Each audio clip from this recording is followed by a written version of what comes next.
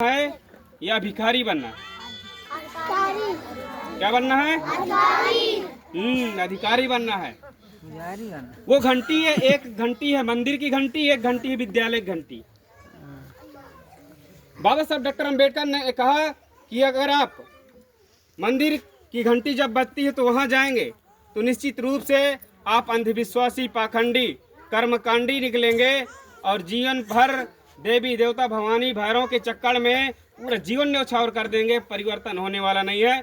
क्योंकि अगर हम मानते हैं कि अगर इस दुनिया में भगवानों की वजह से हमारा उद्धार होना होता तो बाबा साहब डॉक्टर अंबेडकर के पहले हम इस दुनिया में, इस मुल्क में हम भी उनके कैटेगरी के लोग होते, जिस प्रकार से आज भी इस दुनिया का ब्राह्मण ठाकुर बनिया है। हो गए होते कि नहीं हो गए होते?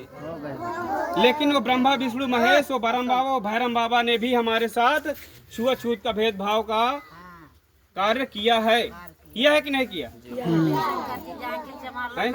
अच्छा ये बताओ, बाबा साहब डॉक्टर अंबेडकर के पहले भगवान नहीं था क्या इस दुनिया में?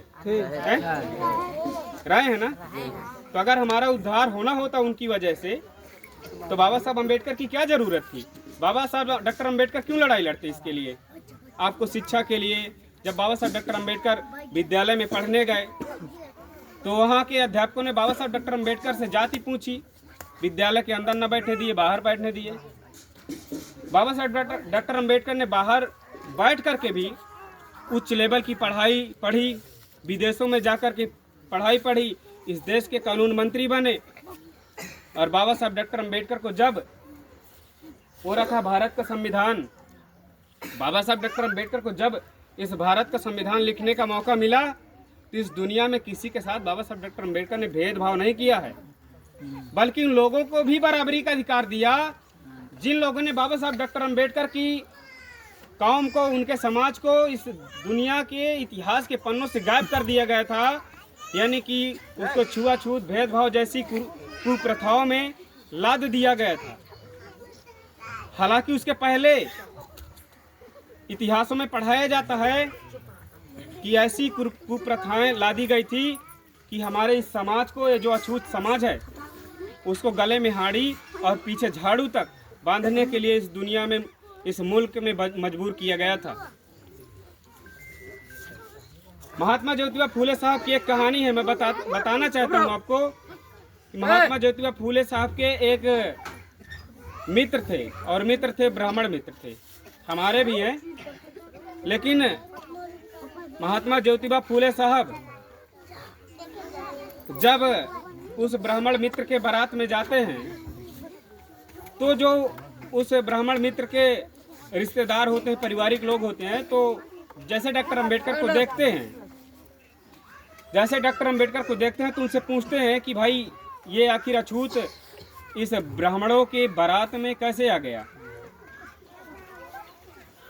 तो कोई एक बुजुर्ग होता है, वो उनसे कहता है कि इसको कौन बुलाया भाई, इसने पूरे बारात को अछूत कर दिया, भ्रष्ट कर दिया।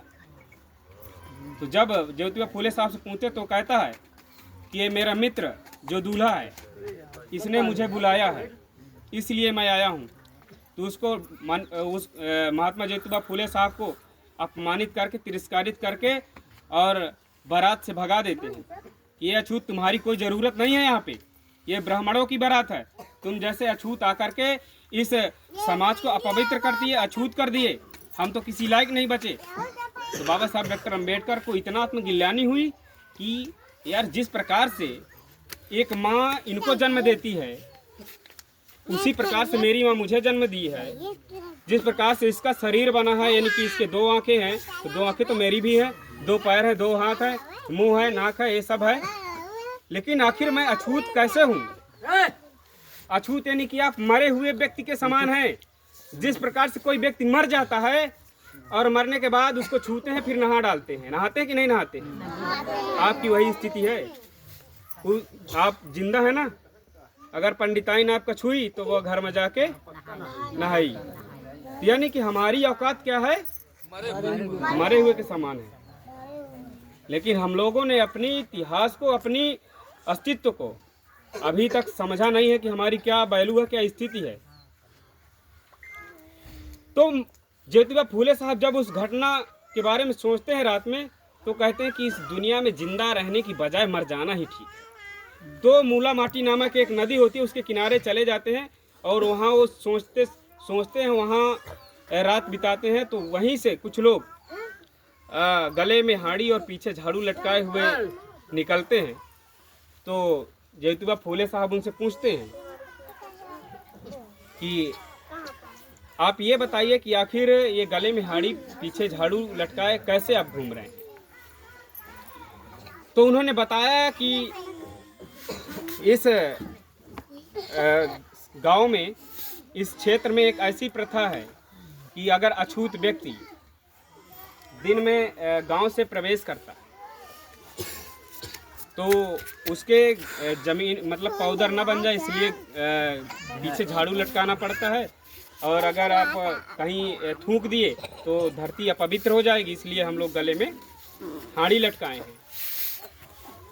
तो उन्होंने ये सोचा कि बताओ यार, हमारे समाज की एक ऐसी स्थिति है कि जो समाज यानी कि सार्वजनिक जगहों से चल नहीं सकता, दिन में चल नहीं सकता, किसी जगह थूक नहीं सकता। आखिर ये जो व्यवस्था है, इस व्यवस्था में अगर मैंने आज आत्महत्या कर लिया तो आखिर फिर ये लड़ाई कौन लड़ेगा। यानी जो व्यक्ति जानता है वो व्यक्ति ही अगर किसी कार्य को न करने से बहाना बना ले तो फिर दूसरे व्यक्ति को हम अगर सोचेंगे कि फलाने आएंगे तो काम करेंगे, ये तो मूर्खता है। तो उन्होंने उसी दिन शपथ लिया कि इस दुनिया में जो छुआछूत गैर बराबरी वाली ऊंच नीच की व्यवस्था है, उस व्यवस्था को तोड़ने के लिए मैं पूरा जीवन संघर्ष में लगा दूंगा। और उसी दिन से फूले साहब ने भी उस आंदोलन को मजबूत किया और उसी आंदोलन को बाबा साहब डॉक्टर अम्बेडकर ने पकड़ा, जिनकी आज हम पुण्यतिथि पर यानी कि परिनिर्वाण दिवस पर हम सब लोग बैठे हैं। बाबा साहब डॉक्टर अम्बेडकर ने पूरा जीवन आप लोगों के लिए लगाया और बाबा साहब डॉक्टर अम्बेडकर का ये जो आंदोलन था, ये कारवां था, ये जैसे फला फूला, वैसे बाबा साहब डॉक्टर अम्बेडकर 6 दिसंबर 1956 को जैसे इस देश से दुनिया से चले गए, यानी कि बाबा साहब डॉक्टर अम्बेडकर दिल्ली में ही अपने कार्यालय में अंतिम सांस ली। और बाबा साहब डॉक्टर अम्बेडकर की जब चैत्य भूमि यानी मुंबई में इनका अंतिम संस्कार किया गया, वहाँ बताते हैं कि उस समय लगभग 5 से 10 लाख लोग वहाँ पर भीड़ इकट्ठा हुई थी इनके अंतिम दर्शन के लिए। और इस प्रकार से महिलाएं, इस प्रकार से पुरुष बिलख रहे थे, जैसे छोटे छोटे बच्चे रो रहे थे, बिलख रहे थे और कह रहे थे कि आज हमारा मसीहा, आज हमारा ये महामानव, ये महापुरुष चला गया। यानी कि हमें पहले इस दुनिया में पशु के समान माना गया था, यानी पशु के समान माना गया था, पशु से बढ़ करके इस दुनिया में हमें कुछ नहीं माना गया। इसलिए पशुत्व जैसी जिंदगी को मानवता जैसी जिंदगी और इंसानियत जैसी जिंदगी देने वाले बाबा साहब डॉक्टर अम्बेडकर हैं। अगर बाबा साहब डॉक्टर अम्बेडकर न होते तो इस देश में जो मनुस्मृति थी, उसमें बताते हैं मनुस्मृति में कि अगर आप एक वेद के अक्षर सुन लिए तो आपके कानों पर रांगा पिघला करके डाल दिया जाता था।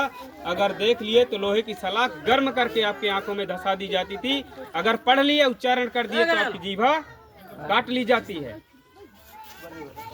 तो ऐसी व्यवस्था को बाबा साहब डॉक्टर अम्बेडकर ने ही बदला और आपको ऐसी व्यवस्था दी जिसमें समता, स्वतंत्रता, बंधुत्व और न्याय पर आधारित समाज व्यवस्था बना।